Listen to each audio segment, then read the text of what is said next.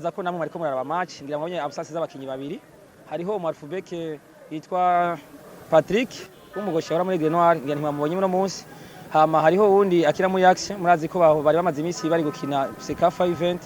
witwa Ridu nawe mwabonye ntimwamubonyemo kubera abarushe baje n'imodoka nibaza ko uno munsi muravye neza muri liste de base yari itangwa maza ko hoba havuye nk'abakinyi bashika kuri 5 kuko urazi ko dufise n'abagwayi kuja mu kibazo cya gatatu ndabishima ndashimye Imana ariko nibaza ko hakiri kare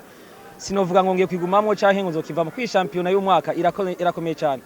uratsinda uno munsi ugatsinda isura rima iriganwa nibaza ko icambere ari guhiga inguvu za mbere muri fazare kugira turonke inguvu kwaza zo kumaintenira equipe ibisigaye navyo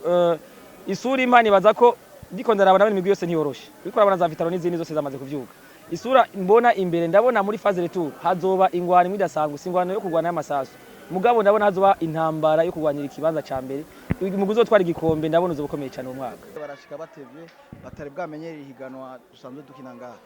ariko ku bwanje urana ko bariko baramenyera hama mbare ngo guhindagura imikenyero je umukenyero wanje ntiwamara umwe ngira umukenyero en fonction n'ikipe mpura nayo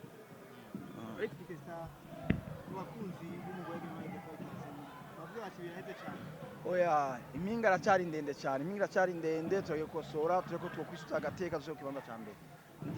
ndibaza ko kurara amanota nyina turusharushana urugamba ruracyariho muga ntiturareka